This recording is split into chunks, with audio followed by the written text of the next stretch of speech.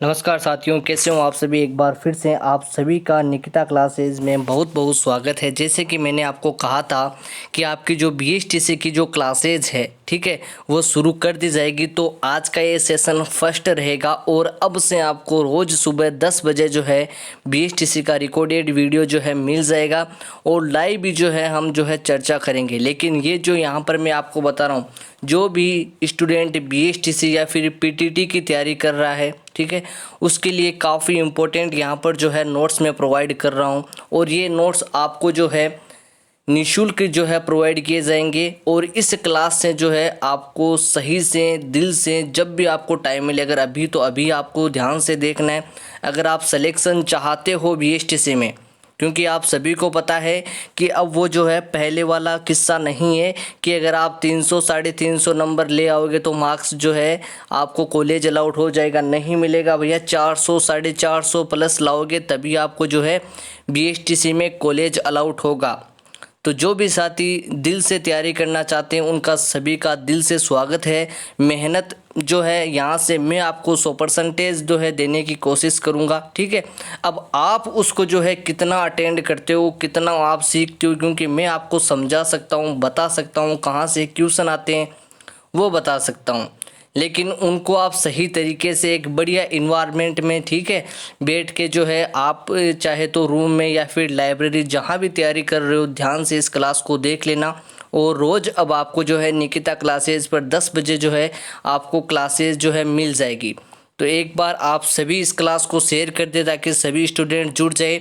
आज के इस वीडियो में हम पढ़ने वाले हैं राजस्थान का सामान्य परिचय, जिससे हर बार पेपर में जो है लगभग जो है क्वेश्चन देख के जाते हैं। और यहाँ पर हम जब भी कोई भी क्वेश्चंस यहाँ पर मैं आपको करवाऊंगा तो वही रहेगा कि पिछला रिकॉर्डेड जो भी पेपर में आया हुआ है भैया, 2010 से लेकर 2022 तक जो पेपर में पूछे गए उन्हीं में से जो है आपको मैं बताऊंगा कि कहाँ से हर बार क्वेश्चन जो है पूछा जाता है। तो आप सभी को अपने माँ बापों का सपना जो है ज़रूर पूरा करना है। निकिता क्लासेज का यही एम है कि सभी को जो है अपने पेरेंट्स का सपना ज़रूर पूरा करना है।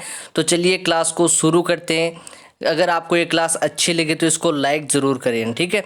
तो सबसे पहले अगर हम राजस्थान का सामान्य परिचय पढ़ते हैं तो उसमें एक ही चीज़ आती है, वो आती है कि इसका जो है राजस्थान का जो है वह क्षेत्रफल कितना है, ठीक है।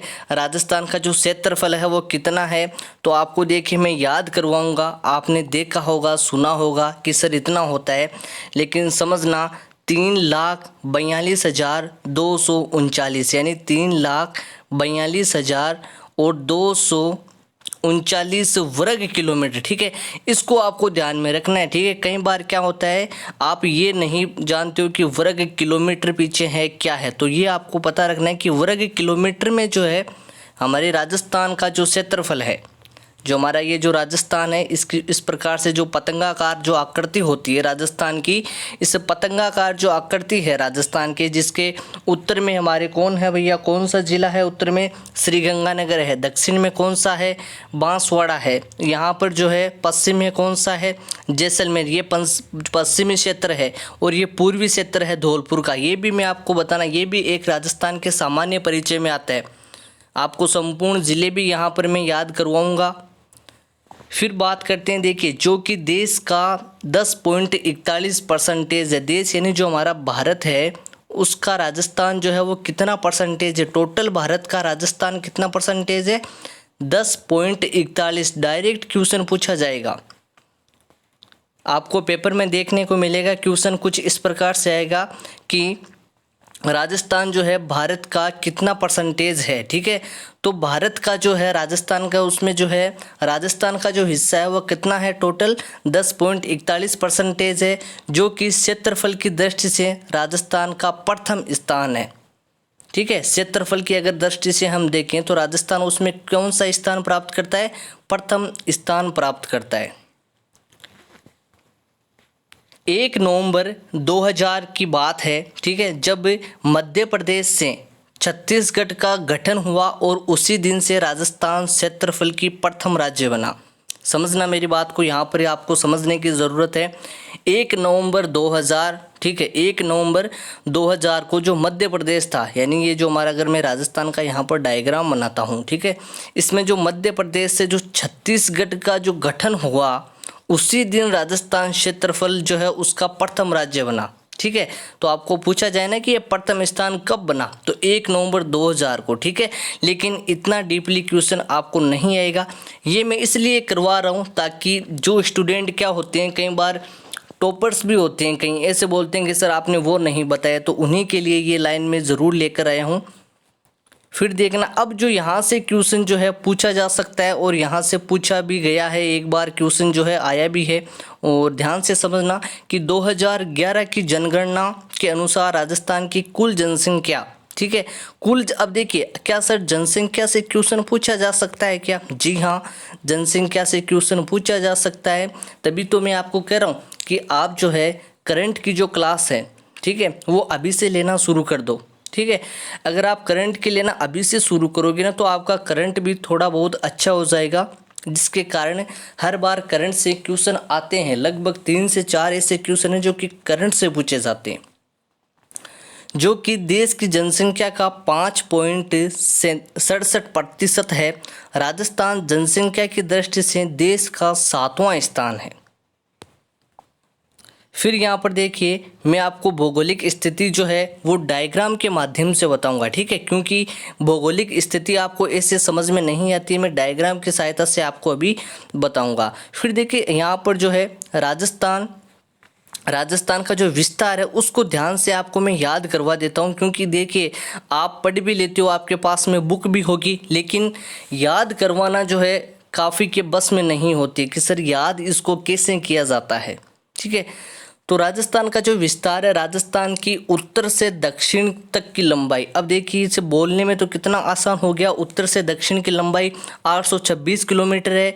एवं उसके जो है सबसे उत्तरी गांव कोणा गांव गंगानगर है, दक्षिण में गांव बोरकुंड है, कुशलगढ़ बांसवाड़ा है। ठीक है, अब देखिए समझ आता हूँ यहाँ पर मैं आपको कुछ इस प्रकार से, ये हमारा राजस्थान का ये डायग्राम यहाँ पर मैं ले रहा हूँ। ठीक है, थोड़ा सा बड़ा ले लेता हूँ ताकि आपको अच्छे से समझ में आ जाए।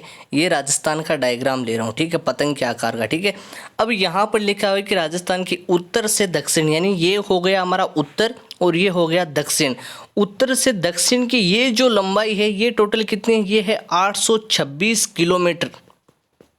ठीक है, 826 किलोमीटर, यानी अगर आप श्रीगंगानगर से बाइक या कार लेके निकलोगे, ठीक है ना, बाइक या कार लेके निकलोगे, आपको बांसवाड़ा जाना है, श्रीगंगानगर से बांसवाड़ा जाना है, तो आपकी कार या बाइक में कितने किलोमीटर आ जाएंगे? जब आप श्रीगंगानगर से बांसवाड़ा पहुंचोगे तो 826 किलोमीटर उसमें आ जाएंगे कि भैया आपने 826 किलोमीटर की दूरी तय की है। अब देखिए मैं आपको इनमें स्थित जो गांव है भैया, उत्तर में कौन सा गांव स्थित है, दक्षिण में कौन सा गांव स्थित है, वो भी हर बार क्वेश्चन जो है एग्जाम में डायरेक्टली पूछा जाता है। तो यहाँ पर देखिए उत्तर में जो है ये जो श्रीगंगानगर है, ये तो आपको पता है ना, उत्तर में कौन सा गांव है भैया? श्री गंगानगर जो है हमारा, श्री गंगानगर जो है उत्तर के अंदर गांव है। और दक्षिण के अंदर कौन सा है? दक्षिण के अंदर बांसवाड़ा है। समझना, दक्षिण के अंदर कौन सा है? बांसवाड़ा है। उत्तर के अंदर जो श्रीगंगानगर है उसमें जो कोणा गांव आता है, कोणा गांव जो है वो कौन सा है? श्रीगंगानगर में अंतिम गांव है श्रीगंगानगर में कोणा गांव। ठीक है, वहाँ से सीमा लेकर बांसवाड़ा के जो बोरकुंड गांव आता है, बोरकुंड, ठीक है, अब बोरकुंड तो क्या है? गांव है, जबकि कुशलगढ़ जो यहाँ पर पूछा गया ना, कुशलगढ़, ये कुशलगढ़ है तहसील, और जिला कौन सा हो जाएगा? बांसवाड़ा। यानी अगर मैं आपको एक्सप्लेन करूं, ठीक है, तो लिख लेना अपने नोट्स में कि राजस्थान की उत्तर से दक्षिण लंबाई जो है कितनी है? 826 किलोमीटर है। उसके उत्तर में जो है वह श्रीगंगानगर है, और श्रीगंगानगर में जो सीमा स्टार्ट होती है वो कोणा गांव से होती है, और दक्षिण में बोरकुंड गांव, कुशलगढ़ तहसील, बांसवाड़ा है। ठीक है, अब देखिए मैं पूर्व से पश्चिम आपको याद करवा लेता हूँ, इसको नोट कर लेना अच्छे तरीके से। पूर्व से पश्चिम भी वही एक तरीका है डायग्राम के। मुझे पता है बिना डायग्राम कोई भी चीज़ जो है आपको याद नहीं होगी। अब देखिए पूर्व से पश्चिम की अगर मैं बात करूं तो ये हिस्सा आ जाएगा हमारा पूर्व का, ठीक है, ये हिस्सा पूर्व का है और ये हिस्सा हो गया पश्चिम का। अब बताओ पूर्व में कौन सा है, पूर्व में कौन सा जिला स्थित है और पश्चिम में कौन सा जिला स्थित है। पूर्व में जो है हमारा धौलपुर जिला स्थित है, धौलपुर जो है पूर्व में है, और पश्चिम में जो हमारा जैसलमेर स्थित है। तो अगर मैं सीमा की यहाँ पर बात करूँ तो अगर मैं यहाँ पर धौलपुर से जैसलमेर आऊँगा तो मेरी बाइक या कार में जो है 869 यानी 869 जो है किलोमीटर आ जाएगा। अगर मैं श्रीगंगानगर से बांसवाड़ा जाऊंगा तो कितना आएगा 826, यानी श्रीगंगानगर से अगर मैं बांसवाड़ा जाऊंगा तो मेरे किलोमीटर 826 आएंगे। जबकि अगर मैं यहाँ से धौलपुर से अगर जैसलमेर जाऊंगा तो 869 आ जाएंगे। तो मतलब क्या है इसका, आप एक चीज़ समझना कि इसकी लंबाई जो है वो तो कम है जबकि चौड़ाई इसकी अधिक है। समझ रहे हो, क्योंकि 826 तो लंबाई हो गई और चौड़ाई कितनी है 869 किलोमीटर है। अब जो है यहाँ पर जो है सबसे पूर्वी जो ज़िला है वो कौन सा है, पूर्वी ज़िला आपको याद रखना है, पूर्वी ज़िला है धौलपुर है। अब यहाँ से जो सीमा स्टार्ट होती है वो होती है सिलाना गांव से। किस गांव से होती है भैया, सिलाना जो गांव है, सिलाना गांव है उससे जो है सीमा स्टार्ट होती है। और सिलाना गांव की जो तहसील है राजखेड़ा, ठीक है, सिलाना गांव की जो तहसील है कौन सी, सिलाना गांव की जो राजखेड़ा तहसील है उससे जो है सीमा स्टार्ट होती है। और अगर मैं पश्चिम की बात करूं, ठीक है, पश्चिम की ये जो पश्चिम है यहाँ पर जो जैसलमेर वाला हिस्सा है, समझना ये जो डायग्राम में ये पश्चिम इधर जो है जैसलमेर का है, इसमें जो है कटरा जो गाँव है फतेहगढ़ तहसील जैसलमेर, कटरा गाँव फतेहगढ़ तहसील और जैसलमेर ज़िला हो जाएगा। अब देखिए यहाँ पर मैं कुछ आसान तरीके से आपको समझाऊंगा जो मैंने अभी जो है आपको बताया है, समझना ध्यान से। ये राजस्थान है हमारा, आकृति कैसी है, पतंग के आकार की इसकी आकृति है। बताओ उत्तर के अंदर मैंने कौन सा जिला बताया था, उत्तर के अंदर मैंने श्री गंगानगर बताया था। यहाँ पर कौन सा गांव है, श्री गंगानगर है। श्री गंगानगर से जो बांसवाड़ा है उसकी कितनी मैंने आपको बताई थी भैया, कितना किलोमीटर है ये, तो सर ये आपने बताया था 826 किलोमीटर आपने बताया था। बहुत अच्छा, 826 किलोमीटर हो गया। उसके बाद में यहाँ पर कौन सा ज़िला है, पूर्व में कौन सा है धौलपुर और पश्चिम में कौन सा है जैसलमेर। ये मैंने कितनी दूरी बताई थी आपको, ये बताई थी सर आपने 869 किलोमीटर यानी 869 किलोमीटर। बहुत अच्छा। अब 826 और 869 ये तो हमने दूरियां निकाली कि सर इतना तो पता चल गया आज कि अगर मैं श्रीगंगानगर से बांसवाड़ा जाऊंगा तो मुझे 826 किलोमीटर तय करना होगा, और धौलपुर से अगर मैं जैसलमेर जाऊंगा तो मुझे 869 की दूरी जो है पूरी करनी होगी। लेकिन गांव किस गांव से शुरू हूं तो मेरी ये किलोमीटर की दूरी आएगी। तो देखिए अगर मैं यहाँ की बात करूं, ठीक है, श्रीगंगानगर की बात कर लेता हूं, फिर यहाँ पर जो हमारा ज़िला है बांसवाड़ा उसकी बात करूं, फिर धौलपुर की यहाँ पर मैं बात करता हूँ, फिर जैसलमेर की बात करूँगा, ठीक है। तो श्रीगंगानगर में और अगर मैं बात करूं इस क्षेत्र को, तो यह जो क्षेत्र है, ठीक है, इस क्षेत्र को क्या कहते हैं, पश्चिमी क्षेत्र कहा जाता है। क्या कहते हैं इसको, पश्चिमी क्षेत्र कहते हैं, इसको पूर्वी क्षेत्र कहते हैं, ठीक है। ये हो गया हमारा दक्षिणी क्षेत्र, ठीक है, जो बांसवाड़ा का है ये दक्षिणी क्षेत्र हो जाएगा। और ये इधर जो हमारा क्षेत्र है उत्तरी क्षेत्र है, ठीक है। अगर हम नदियाँ पढ़ेंगे तो ये क्षेत्र काफ़ी काम आएंगे कि ये नदियाँ पूर्व से पश्चिम की ओर गमन होती है, ये दक्षिण से उत्तर की ओर होती है, कई ऐसी नदियाँ जो अंतः प्रवाही होती है। तो ये भी चीज़ें मैं आपको आगे और भी एक्सप्लेन कर दूंगा अच्छे से। और जो भी आपको नोट्स मिलेंगे वो भी बहुत ही अच्छे से नोट्स मिलेंगे। तो आप तो बस तैयारी में किसी भी प्रकार की कमी मत रखना, जो यहाँ से मैं बता रहा हूँ उसको ध्यान से पढ़ते चले जाना। अब देखिए यहाँ पर कुछ यहाँ पर और चीज़ें, यहाँ पर अंतर्राष्ट्रीय और अंतर्राज्यीय सीमा जो है उसको आपको ध्यान में रखना है, ठीक है। अंतर्राष्ट्रीय सीमा क्या होती है और अंतर्राज्यीय सीमा क्या होती है। अंतर्राष्ट्रीय सीमा वह होती है जो कि हमारे, मान लो कि ये राजस्थान है, इससे कोई दूसरा, ठीक है, दूसरा यहाँ पर अगर मैं बात करूँ तो पाकिस्तान जो है, ठीक है, वो क्या हो जाएगी, उसकी सीमा से अगर हमारा टच हो रहा तो वो सीमा कौन सी हो जाएगी, अंतर्राष्ट्रीय सीमा हो जाएगी, ठीक है। वहीं मैं बात करूं जैसे कि मध्य प्रदेश हो गया, ठीक है, इनसे अगर हमारी सीमा लग रही है तो वो कौन सी सीमा हो जाएगी भैया, अंतर्राज्यीय सीमा हो जाएगी। समझ रहे हो, वो अंतर्राज्यीय सीमा हो जाएगी। जैसे कि पंजाब हो गया तो पंजाब से कैसी सीमा है, अंतर्राज्यीय सीमा है, तो इसको भी ध्यान से समझ लेना है। राजस्थान की जो यहाँ पर मैं कुल बात करूँ कि भैया कुल सीमा जो है वो कितनी है, 5290 किलोमीटर है।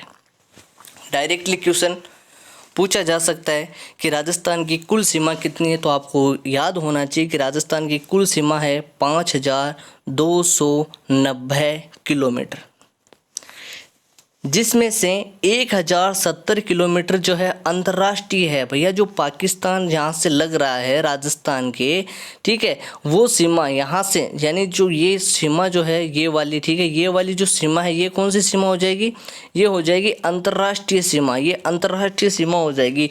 और इस अंतर्राष्ट्रीय सीमा की जो दूरी है वो कितनी है, 1070 किलोमीटर। और इस अंतर्राष्ट्रीय जो इस अंतर्राज्यीय जो सीमा है, ठीक है, ये तो जो राष्ट्र का मतलब क्या हो जाता है, देश हो जाता है ना, ठीक है, तो इसको तो बोलते हैं 1070 जो किलोमीटर है ये तो कौन सी है, अंतर्राष्ट्रीय सीमा है। शेष जो सीमा बची हुई है वो हमारी राज्यों वाली हो जाएगी। मान लो कि अगर कोई मध्य प्रदेश लग रहा है, पंजाब लग रहा है, वो क्या हो जाएंगे भैया, अंतर्राज्यीय, यानी वो राज्यों की सीमा हो जाएगी। पाकिस्तान से लगी अंतर्राष्ट्रीय सीमा को रेड क्लिफ रेखा भी कहा जाता है। डायरेक्टली हर बार क्वेश्चन यहाँ से पूछा जाता है, तो आपको ऐसा नहीं है कि आप ज़्यादा गहराई में अगर बात करो कि सर मुझे बहुत पढ़ना है मैं तभी मेरा सिलेक्शन होगा। भैया बहुत पढ़ने वालों का भी कई बार मैंने ऐसे भी देखे हैं जो कि बहुत पढ़ते हैं सर डीप जाते हैं, उनका सिलेक्शन नहीं हो पाता है। लेकिन जो सही जो हमारे पॉइंट होते हैं, जैसे कि यहाँ से आ गया कि पाकिस्तान से लगी अंतर्राष्ट्रीय सीमा को रेड क्लिफ रेखा कहते हैं, और वहाँ पे डायरेक्ट क्वेश्चन आएगा रेड क्लिफ रेखा किसे कहा जाता है, या फिर रेड क्लिफ रेखा है अंतर्राष्ट्रीय, अंतर्राज्यीय, ठीक है, कुछ भी यहाँ पर आपको वो पूछ सकते हैं। तो आपको ये तो पता होता है कि सर ने बताया था कि जो राष्ट्र से जो सीमा लगती है, ठीक है, उसको अंतर्राष्ट्रीय सीमा कहते हैं, और जो पाकिस्तान से सीमा लग रही है उसी को क्या कहते हैं, रेड क्लिफ रेखा कहते हैं।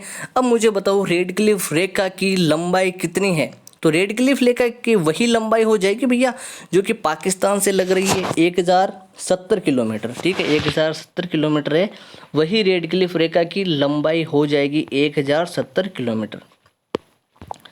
राजस्थान की जो अंतर्राज्यीय जो सीमा है, अंतर्राज्यीय सीमा, ठीक है, ये अंतर्राष्ट्रीय नहीं पूछ रहा हूँ, ये जो मध्य प्रदेश जो है, पंजाब, हरियाणा, उत्तर प्रदेश से लग रही है उस सीमा की बात कर रहा हूँ। ये जो अंतर्राष्ट्रीय सीमा है ये भारत के कुल 5 राज्यों से, अंतर्राष्ट्रीय सीमा तो किससे लगती है, केवल एक जो है पाकिस्तान से लगती है, जबकि अंतर्राज्य है वो केवल 5 जो है हमारे राजस्थान की जो 5 राज्य है उनसे लगती है। कौन कौन से, पंजाब से लगती है, ठीक है, हरियाणा से लगती है, ठीक है, उत्तर प्रदेश से लगती है, ठीक है, मध्य प्रदेश से लगती है और गुजरात से लगती है, ठीक है। ये मैंने पॉइंट मार्क किए, ये मैंने राज्यों के पॉइंट मार्क किए, ठीक है ना। तो इस सीमा को जो है हम क्या कहते हैं, अंतर्राज्यीय सीमा कहते हैं, यानी राज्यों के साथ में जो सीमा लगती है वह तो कौन सी हो गई, अंतर्राज्यीय सीमा हो गई। और जो राष्ट्र के साथ में, जो किसी देश के साथ में लग रही है उसको क्या कहा जाता है भैया, अंतर्राष्ट्रीय सीमा कहते हैं। और अंतर्राष्ट्रीय कौन सी सीमा है जिसको रेड क्लिफ रेखा कहा जाता है, जो पाकिस्तान से लगती है उसको रेड क्लिफ रेखा कहते हैं। उसकी लंबाई कितनी है, उसकी 1070 उसकी लंबाई है।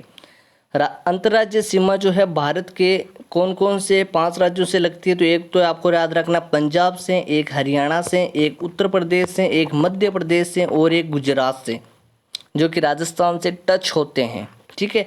समझ में आ ही गया होगा। अब आपको ध्यान से और कुछ यहाँ से मैं बता रहा हूँ, ये एक डेमो क्लास है आपकी, ठीक है, ध्यान से रखना। और इस डेमो क्लास से भी आपको पता है कि हर बार क्वेश्चन पूछा जाता है। अरावली जो पर्वतमाला है, अरावली पर्वतमाला में ऐसा कभी भी नहीं हुआ है कि यहाँ से क्वेश्चन नहीं आया है, हर बार क्वेश्चन पूछा जाता है। और 1 से 2 क्वेश्चन 1 से 2 क्वेश्चन यहाँ से हर बार पूछा जाता है। तो मैं इसीलिए इसको लेकर आया हूँ कि तैयारी में उसी से करवाऊँ, ताकि आपको लगे कि जब मैंने फर्स्ट दिन ही BSTC की क्लास ली थी उसी दिन मेरे जो है लगभग जो है 3 से 4 क्वेश्चन तो उसी क्लास से आ गए थे। क्योंकि मज़ा तभी आता है जब पेपर में क्वेश्चन आता है। केवल मेरे यहाँ से पढ़ाने से मैं आपको कई ऐसे जो है लिखा हुआ जो है आपको प्रोवाइड कर सकता हूँ। आपके पास में बुक भी होगी, उसमें कई सारे लिखा हुआ, पढ़ लो, फिर RS क्लियर कर लो। लेकिन हमें RS अभी क्लियर नहीं करना है, हमें BSTC प्रे का एग्ज़ाम देना है, ताकि मैं रीट लेवल फर्स्ट को फाइट कर सकूं और एक प्राइमरी स्कूल में टीचर के रूप में अपनी भूमिका निभा सकूं। ये आपके पेरेंट्स का सपना है या फिर आपका सपना है? आपको पता है कंपटीशन हर बार कितना हो रहा है। 2020 की 22 की अगर मैं बात करूं तो हर बार स्टूडेंट बढ़े जा रहे हैं। अरावली जो पर्वतमाला है वो राजस्थान के मध्य से अरावली पर्वतमाला गुजरती है, यानी राजस्थान के मध्य से जो है अरावली पर्वतमाला गुजरती है, जो कि राजस्थान को 2 हिस्सों में विभाजित करती है। याद रखना, जो अरावली पर्वतमाला है ये राजस्थान, जो हमारा ये राजस्थान है ना, ये राजस्थान कुछ इस प्रकार से, ठीक है, इसको 2 भागों में विभाजित कर देती है। ठीक है, कैसे निकलती है अभी मैं आपको बताऊंगा। इसके एक तरफ तो पश्चिमी का रेगिस्तान, अब मैंने अभी आपको दिशाएं बताई थी कि उत्तर में श्रीगंगानगर है, दक्षिण में बांसवाड़ा है, पूर्व में धौलपुर है और इधर हमारे पश्चिम में जैसलमेर है। तो जैसलमेर कौन सा इलाका है? जैसलमेर हो गया, बाड़मेर हो गया, जोधपुर हो गया, ये सभी जो है रेगिस्तान का हिस्सा। तो इसी को क्या कहते हैं? पश्चिमी रेगिस्तान कहते हैं। और दूसरी तरफ हरे मैदान, दूसरी तरफ हरे मैदान हो गया था। पूर्वी क्षेत्र मैंने आपको बताया था अभी, राजस्थान का लगभग 67 यानी 67% जो भाग है वो मरुस्थल का है। याद रखना, डायरेक्ट क्वेश्चन पूछा जाएगा कि राजस्थान का कितना प्रतिशत भाग जो है मरुस्थल है, तो आपको याद रखना है 67%। 67% जो है भाग मरुस्थल है। अरावली विश्व की जो है प्राचीनतम पर्वतमाला है, सबसे प्राचीनतम जो विश्व की, यहाँ से आ गए ना, विश्व की, भारत की नहीं है भैया, अरावली विश्व की ही प्राचीनतम पर्वतमाला है। इसकी कुल लंबाई कई बार पूछा जा चुका है कितनी है। ठीक है, जो कुल लंबाई कैसे होगी ज्ञात, देखिए अभी मैं आपको याद करवाता हूँ। कुल लंबाई ये राजस्थान में, अभी मैंने आपको बताया था ये कि राजस्थान को 2 भागों में बांटती है, कुछ इस प्रकार से अरावली पर्वतमाला जो है गुजरती है। और इसकी कुल जो है लंबाई हो जाएगी वो 692 किलोमीटर हो जाएगी। ठीक है, 692 इसकी कुल जो है वो लंबाई है। एवं ये सबसे ऊंची इसकी जो चोटी वो गुरु शिखर है। ये कई बार क्वेश्चन पूछा जा चुका है कि अरावली पर्वतमाला की सबसे ऊंची चोटी कौन सी है, तो सबसे ऊंची चोटी है भैया गुरु शिखर। गुरु शिखर सबसे ऊंची चोटी है और इसी पर्वतमाला पर सबसे ज़्यादा दुर्ग स्थित है। यानी ये जो पर्वतमाला है इसी पर, अरावली पर्वतमाला पर ही सबसे ज़्यादा जो है वो दुर्ग स्थित है। तो मैं आशा करता हूँ कि आपको ये क्लास जो है काफ़ी अच्छी लगी होगी। आपको रोज़ जो है 10 बजे जो है यहाँ पर आपको जो है क्लास जो है मिल जाएगी। और यहाँ पर जो है आपको उतना डीप भी नहीं पढ़ाया जाएगा जो कि आपके कोई भी किसी भी काम का न हो। ठीक है, हम आपको तैयारी कुछ इस प्रकार से करवाएंगे ताकि आपका BSTC परे, ठीक है, BSTC परे जो है वो आसानी से हो सके क्लियर, और आपको एक जो है डिप्लोमा के लिए कॉलेज अलाउट हो सके। और फ्री ऑफ कॉस्ट है, किसी भी प्रकार का शुल्क आपसे नहीं लिया जाएगा। एग्ज़ाम से 1 महीने पहले आपको नोट्स भी प्रोवाइड करा दिए जाएंगे। ठीक है, बिल्कुल निःशुल्क नोट्स प्रोवाइड करा दिए जाएंगे। और यहाँ पर आपकी टेस्ट सीरीज़ भी शुरू कर दी जाएगी, जिससे कि आप अपना टेस्ट देकर भी पता लगा सकते हो कि आपको कितने जो है आपको क्वेश्चन आते हैं, कितना टॉपिक आपका मजबूत है। और भी अगर उसको स्टूडेंट टेस्ट देंगे तो उससे आपके रैंक का भी पता चलेगा। क्योंकि आप सभी को पता है कि BSTC में लाखों स्टूडेंट फॉर्म भरते हैं और लाखों स्टूडेंट जो है इसकी तैयारी करते हैं। तो आप भले ही अभी लाखों में हो, लेकिन अगर आप तैयारी करोगे तो धीरे धीरे आप उन स्टूडेंट में आ जाओगे जिनको कॉलेज मिलेगी आने वाले वक्त में। लेकिन मेहनत अगर करोगे तो कॉलेज ज़रूर मिलेगी और अपने माँ बापों का सपना ज़रूर पूरा करना है। यही हमारा एम है निकिता क्लासेज का। आपको BSTC से जुड़ी कुछ भी अपडेट चाहिए या फिर आपको कुछ जानना हो, पूछना हो, तो आप कमेंट बॉक्स की सहायता से हमसे जुड़ सकते हो।